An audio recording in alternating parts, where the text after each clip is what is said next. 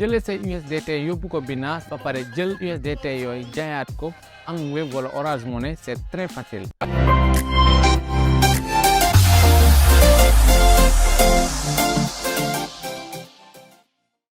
Salut les amis, est-ce que ngeen ci jàmm? Man maa ngi sant yàlla bu baax, alhamdulilah. Bu fekkee c'est la première fois ngeen seetaan suñu vidéo fii ci Wolof Tuto, ñu ngi leen di ñaan ngeen abonné wu, activer cloche notification yi, partage vidéo yi seen xarit au maximum.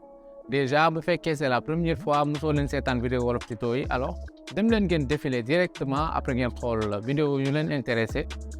Par exemple mun ngeen seetaan vidéo créer compte Binance parce que bu ngeen xamul affaire yooyu noonu, donc vidéo bi day xaw a compliqué si yéen. Donc excusez-moi, je vous invite déjà ngeen dem xool dernière vidéo yi. Alors voilà, merci. C'est très facile donc pour bu ñu bëggee jël suñu USDT maanaam ay dollars stable coin, léegi nag jëlee ko ci Trust Wallet bi yóbbu ko ci Binance. Après bu ñu paree jaay ko à P2P, après bu ñu ko jaayee dañuy jot xaalis directement par Wave wala par Orange Money. Yéen choisir soit Wave ngeen bëgg wala Orange Money. Alors man Orange Money lay taamu. Alors bon, directement mën nañ def vente bi, c'est très facile. Suivons la vidéo. Ok les gars, bu ñu ñëwee fii nii ci suñu téléphone directement dañuy dem xool suñu Binance. Déjà am nañ fi $97. Alors d'accord, déjà 97$ yi après fii la ñuy ñëw déposer waat yeneen $100 mu nekk $197. Tout d'abord dañuy activer Binance mode pro. D'accord, bu ñu activer Binance mode pro da ngeen di gis ni yu bëri interface bi changé na, mais c'est très facile. bu ngeen duggee ci suuf à droite portefeuille dañuy ñëw gisaat ni portefeuille am na ay aperçu, am na spot, am na financement. Fii ci kaw ngeen koy gisee noonu am na marge.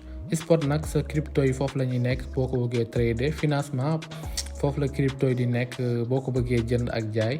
D'accord, dañuy ñëw fii recherche USDT. Après ñu ñëw choisir réseau Tron mooy TRC20. D'accord, après ñu ñëw copier suñu adresse. Ok, directement nag buñ ko copier dañuy ñëw ci suñu Trust Wallet, dem suñu choisir USDT yi, bës envoyer, coller adresse bu ñu copier. Après ñu def montant maximum $100 yi. Après ñu bës confirmer. di déjà frais yi mu ngi nii affiché wu na. Directement bu ñu defee loolu noonu USDT yi normalement dafa war a ñëw ci suñu Binance. Voilà les gars, après de quelques minutes gis nañ $100 yi ñëw na. Léegi nag bu ñu actualiser directement bu ñu demee ci suñu portefeuille spot bi lay ñëw parce que envoyé yëpp ci spot bi lay ñëw. Gis ngeen 100 USDT yi mu ngi nii. Donc pour bu ñu ko bëggee retirer il faut ñu transférer ko ci finance wallet, maanaam ci côté finance bi. Léegi nag dañuy ñëw choisir fii portefeuille de transfert, portefeuille spot vers finance. ñu choisir USDT bës max. Après ñu bës confirmer le transfert. Directement bu ñu demee ci suñu financement day nekk $197 yi ngeen nañ koy gis nii. D'accord, léegi bu ngeen xoolee $197 yi dañuy ñëw ci côté trade ci suuf. Après ñu ñëw gis ngeen spot, marge ak fiat. D'accord, ñu ñëw P2P. après fii nag def na acheter ak vendre. Directement dañuy bës ci vendre. Bu ñu bësee vendre après dañu indil ay affaire. ñu bës mode de paiement, dina defar Orange Money wala Wave. ñun Wave la ñuy sélectionné. ñu xool prix bu gën a baax pour jënd USDT yi. Gis ngeen ci kaw a kaw déjà ki jaay Orange Money wala Wave di ngeen ko gis ci kaw $652 la koy jaayee. Donc moo gën fuuf Easy Change. Donc gis ngeen prix bi. Après fii bu ñu ñëwee bës vendre. Directement dañuy ñëw bës tout pour mën a jaay yëpp. Après ñu bës vendre USDT. léegi nag après kooku ne dalay wax ni frais à vos charges lay nekk. Donc c'est pas grave, déjà dinañ jot 120 et quelques mille, c'est trop bien. Après bu ñu bësee nag vendre directement dañu indil ñu wax ak vendeur bi, maanaam comme par exemple P2P nit ñi ñoo échangeante seen xaalis. Donc c'est vraiment très sûr déjà parce que Binance da ngay dugal sa carte d'identité ak yëpp. Alors fii nii dañuy xool ni voilà kii nee na bonjour je suis au Sénégal. Léegi ñun tamit dañ koy wax ñun tamit ñu ngi Sénégal.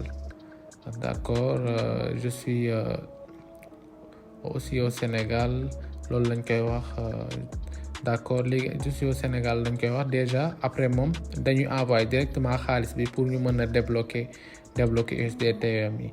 Directement dañuy xaar vite fait après xaalis bi ñëw. voilà comme ni ngeen ko gisee ni jot naa 127 370 directement moom envoyé na ma transaction bee ngi noonu. alors gis ngeen léegi da ngeen di ñëw bés paiement reçu après ngeen def j'ai reçu le montant exact de l'opération après ngeen bés valider moom directement 100 et quelques USDT yi day dem si moom. fii nag da ngeen di def seen confirmation bu dee activé woon ngeen ko bien sûr. léegi bu ngeen defee seen confirmation ak SMS gis ngeen 128 000 yi USDT yi dem na ci moom. léegi moom envoyé na la Wave donc c'est déjà fait. léegi xaalis bi mu ngi sama Wave. alors gis ngeen c'est très facile, c'est très facile retirer ay crypto-monnaie du dara lu metti, même pas lu la jël sax même pas 5 minutes, c'est vraiment facile. alors gis ngeen noonu lay demee. voilà les gars, abonnez-vous au maximum, on se retrouve à la prochaine.